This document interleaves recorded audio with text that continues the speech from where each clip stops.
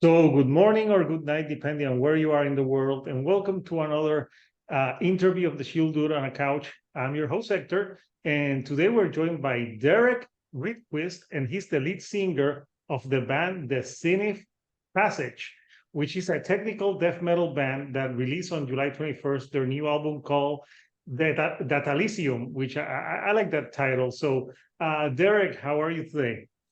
I'm doing very well. Thanks for having me. Thanks for taking the time. No, of course. I really enjoyed the album, and this album has been getting a lot of buzz. I great reviews on it, calling it one of the best technical like death metal albums of the year so far. And yes, I did listen to it. It's very technical, and it's a very fast-paced album, almost like all the vocals are very technical death metal, except at the end when there's some cleans in the last song. So tell me a little bit about the Zenith Passage, like the band, like how did you guys how was your upbringing and how did you get into technical death metal? Yeah, so the Zenith Passage has been a band longer than I've been in it. I think they've been a band about 10 years, producing music under that name. And I've only been involved for a little over 2 years now of that. But I've known Justin, and he's the guitar player, main composer. It's his brainchild for the most part for a long time, and we know each other because I used to be in the Faceless, and he also used to be in the Faceless, but I was in I it. remember that band. Yeah, I was Yeah. I was in it before he was in it, and so we just became friends through mutual connections, him being in my old band, going to see them play live, etc., etc. And then our bass player Brandon is also he and I were in the Faceless together, so we have quite a long history, Brandon and I. So just being friends with Justin, one day the day came where they were looking for a new vocalist, and he asked if I wanted to give it a shot, and we did. And And this is just the band's second album. So you were obviously not on the first album, but you're on the second album. Mhm. Uh, so what's the main difference from the 2016 to the one now? It's basically a new band now, right? Like there's a different band, different Performer singer. wise, I would say, yeah, performer wise, it's all a new band. But ultimately, I think the way I understand it is Justin has been the primary songwriter for the entirety of, there's an EP before the last full length. But I think where a difference might be is I feel the new one, our new album, Datalysium, is a little more, while it's highly technical and very fine-tuned and very mechanical, I I think it's got a little more emotion. I think it's got some, like, rawness is the wrong word because it's so well produced, but I think it's got a little bit more like energy. I think it's got a little bit more vibe to it. Um, it's feels more alive. It feels a little more lush, and they're both great technical death metal records, but this one I think has just had some time. It's been what, 7 years or something since the last one, so A long time, yeah. time to mature as musicians, time to sit with ideas and understand if that's truly what you're trying to put out into the world, if it truly represents you as a musician. And I think that, yeah, just as we get older and our tastes shift, we're able to grab more and just learn more and produce new concepts by having more world experience. What was this your first time singing? Because I know the Faceless there was another. Uh, did you sing like backing vocals on that band? I was the main vocalist for the Faceless for the first two records. For So the first two, yeah, because I remember like, but I haven't. That's a name I haven't like heard in a long time. mm, Uh, but yeah, I know there was a lot of line of changes to that. So the guitar player in the Zenith Passage, he's been the main person in the band. But for this one, did you write lyrics to this record, or Yeah, I was wrote almost all the lyrics to the record. Here and there, we would be performing them or trying to record. And sometimes like you'll write a really awesome line of lyrics and then you go to perform it and it's just a tongue twister. Or, maybe when you're screaming vocals really loud, sometimes Mhm. words don't sound as eloquent or they don't sound as impactful as they do when you're able to speak them at a normal voice. Or maybe the opposite. Maybe it sounds lame in a normal voice, but it's really like phonetic hitting really hard as a vocal line. So sometimes we'd be tracking and we'd just go, you know what, this line isn't working. And we would together rewrite lines. But I primarily handled almost all of the lyric writing on this one. So I think there's a concept to this record. I'm not sure quite what it is, but obviously you wrote it. So what is the underlying theme in this record? Because it seems like there's like because the name is awesome. Datalysium, it's very catchy, like interesting because it's by interplay with it. It has something to do with technology, but you writing it, maybe you can give me a little bit of insight. Yeah, so it does have to do with technology, and I really should come up with a better way of describing it because I describe it a little different every time. But really, it's kind of this concept. There's two major concepts on the album, and I wouldn't call it a concept album, but they're all loosely connected. So the one that like Datalysium is more connected to is the idea of like technology and how it impacts our daily lives and the direction it is taking humanity. And so like right now you and I are connected via the internet, and I'm on the internet all day. I work at a big tech company. I am ingrained in whatever is happening. But You're basically what you're I in the think, matrix, man. yeah. I'm at least probably helping build it in some way. But and I think that's really what this record is about, is we are producing technology, and you can think of technology as almost anything that is a tool that helps progress something, right? Like, so like language, in my opinion, is a technology, or a stone that you break another stone with is a tool and a form of technology. So like technology evolves, and it starts as something really basic, and now we're at this thing where it's really powerful electric, you know, com computing is going on, right? AI is coming, AI is taking over. And what we're doing all along the way is making like the human experience diminish. And but maybe the goal of the technology is to enhance the human experience. And it's kind of this dichotomy of I want to build and I want to innovate and I want things to go faster and I want things to go easier.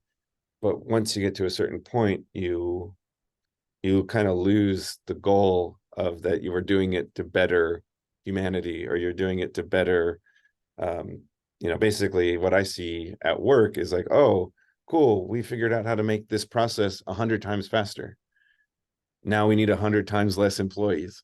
Like the goal of technology at this point to me feels like it is to get people out of the equation of it. And so as we innovate and invent and improve the technology, we leave ourselves in the dust. And Datalysium is kind of talking about what it means to be left in that dust. And it's a combination of these two words, right? Data and Elysium.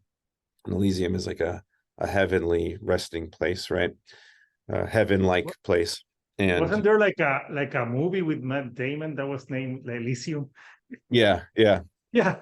And so basically what I'm saying is like, it feels like we're building with our data this, what we perceive as like a heavenly place to transcend to. But really the concepts of the record don't point, or the lyrical content doesn't point that we're entering a heavenly place. It's more of like a destructive and hellish place. But from our perspective as we build it, it's like let's get to this higher plane. Let's get to this area where everybody is just living this digitized, online, technologically forward life. But really what that life means is there's less space for people. And of course you would write that. You work in a tech company. So Yeah, as I basically, dial in from my office. yeah, basically the album is just it's just bitching about work. Yeah. But in a technical sense. So yeah, at least you don't work like in a fast food place, so it wouldn't be about that. But yeah, the album, and it really caught me off guard. The last song on the album, that Datalysium, Mhm. the clean singing on it really elevates that. But I think I saw the music video. I think it's the guitar player that's doing the clean Yeah, singing, Justin right? does the clean singing. Yeah, you guys should incorporate more of that to the songs, because I don't know, it gave it like there was like a progressive element to that song a little bit. Mhm. So is that song like it's the ending of the album? Is that when you reach the pinnacle of like the end in the album? Like in terms of the story and theme, Yeah, or instead of the story and theme. Yeah. no, because some people might be sad to hear, but there actually isn't much of a conclusion lyrically in the record, because all I can speak to is like where we've started, and I can barely speak to that, and to where we are. Like, I don't know the ending where we're at yet. So Okay. it's basically kind of the idea of we have set, there's a plan that's set in motion. It's going to continue growing and growing and growing, and we'll see where that takes us. But ultimately, through my lens, it's not going to end well. And that music video, it's like it looks like you're in a cave or something. Where did you film that? Well, our first two music videos, newer music videos that we did, like as we started promoting the album, I don't know if you've seen those, but they've got like a laser thing going on, and they've got like a Yeah. light wall behind us. And that was provided from our friend Sean, and he just has that stuff. He's got a really cool electronic band, like a tropical electric analog synth band. They played our CD release show. They're called Kron, not corn, but Kron. But Tron. basically, he has this It setup. sounds like Tron, like the Tron's Oh, twin I've brother, actually never put Tron. that together either. That's cool. Yeah. I'm a sci-fi. I like sci-fi as well. So yeah. Awesome. But yeah, But big yeah, big the shout out to Kron, Kron. Tron. But Yeah. basically, they've got these laser setups that they play with, and we said, can we do a video with them? And he's a big camper, but he's a big tech guy too. So what they do is they go out camping and they take those lasers and they shine them and do like photo projects. And we said, you know what? Can we take the laser and do a music video with it? And so he found a campsite for us to go. And basically we just went out in the middle of the night and shown the lights and shown the lasers on a big, I don't want to say a mountain. It was just like a very large boulder, like a 50-foot tall boulder or something.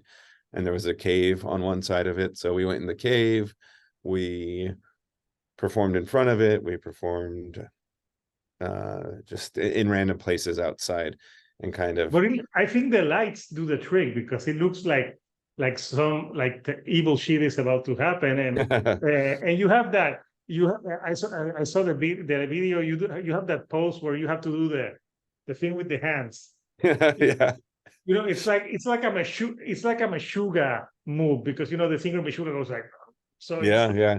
I you mean, had that down. as a fellow lead vocalist with no hair, we have to figure out something to look interesting. So Yeah, well, I think hair in metal is not as common now as it was like back in the 80s or something. I think like hair has it's once Metallica cut their hair in the 90s, it maybe made like, hey, maybe we can all cut the hair. yeah, maybe.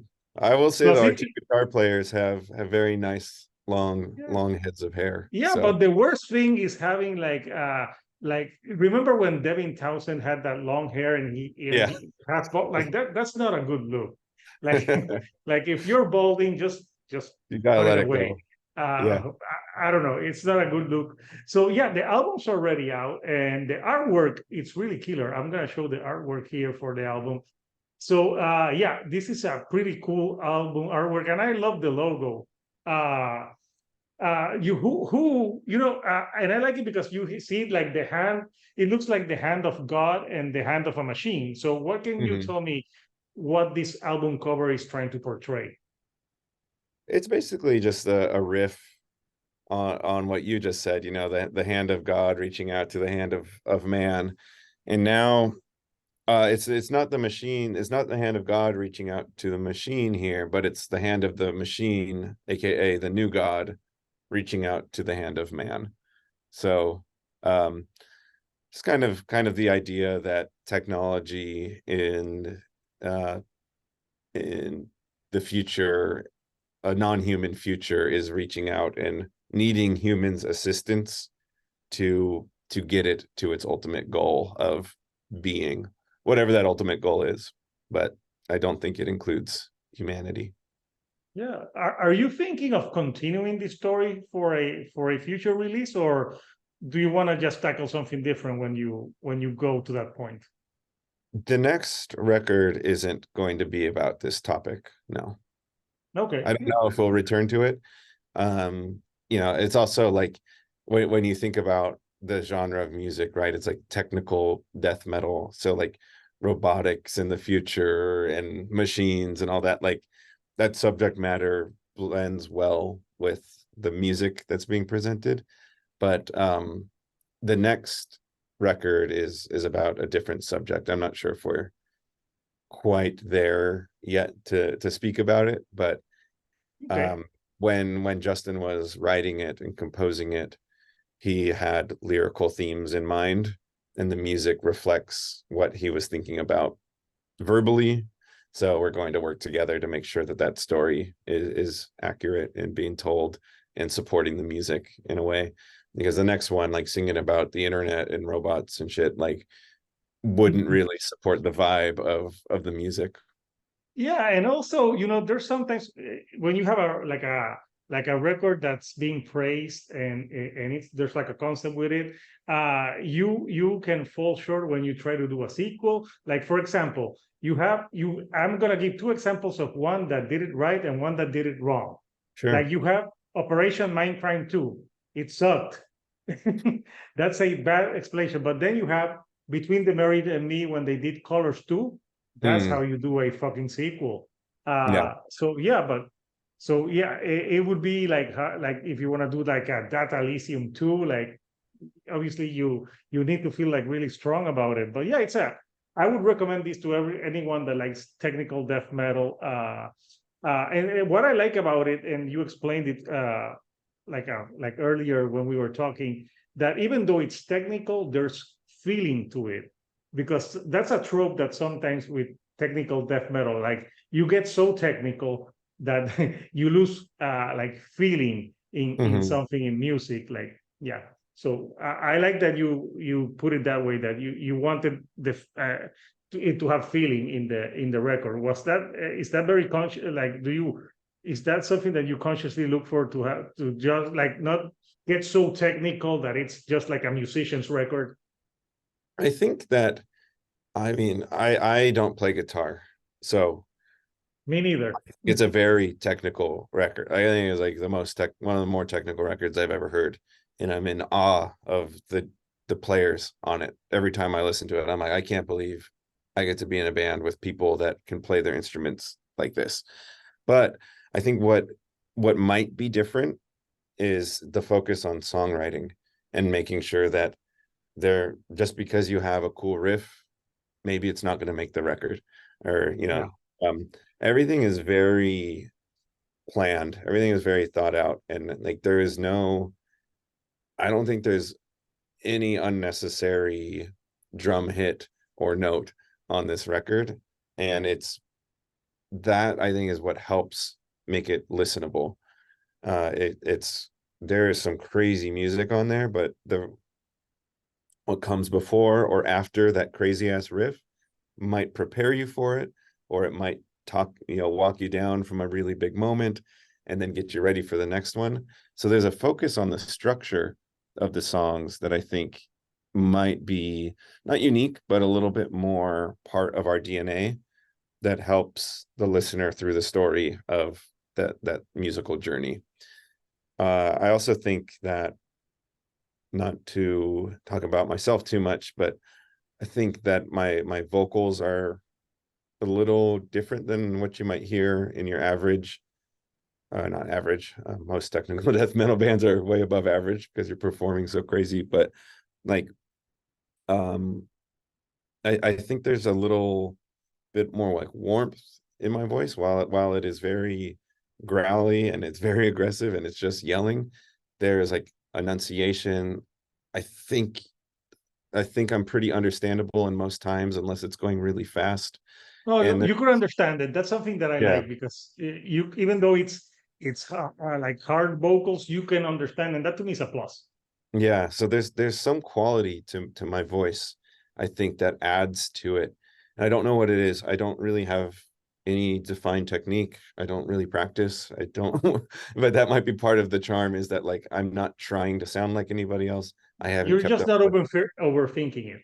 yeah, I haven't kept up with the trends. I don't really listen to this corner of music that much, to be honest. Of So course like not. You're I'm too showing busy up and building the matrix. yeah. I to, basically just am showing up and I hear the song and I let out the sound that I think goes with it.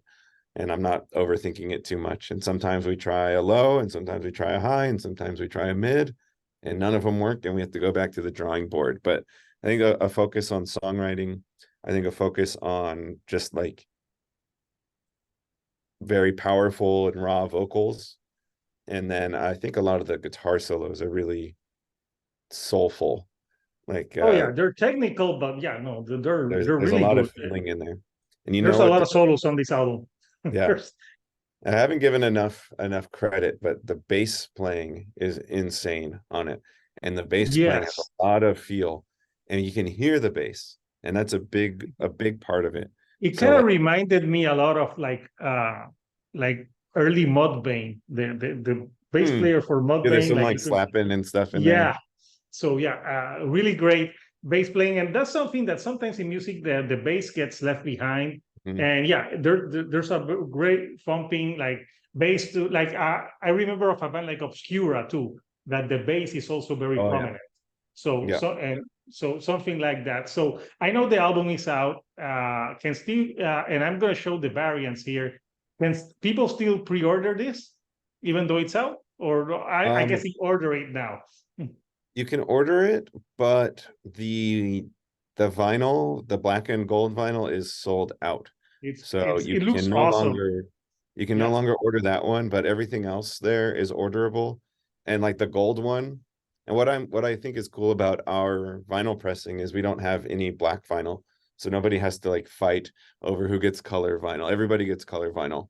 And so Yeah. if you order from like Amazon or your local, you go to your local record store, you'll get the gold one, but the black and gold one is sold out.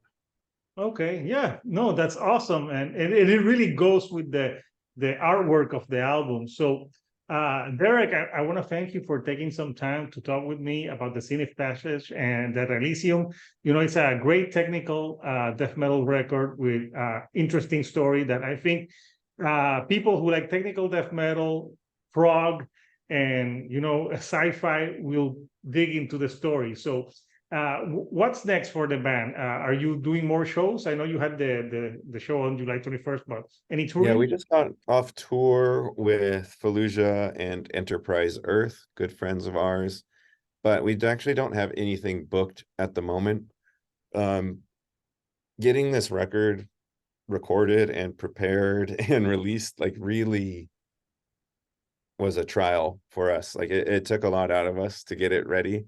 And I hope that you can hear how much effort we put in and how hard we worked on it.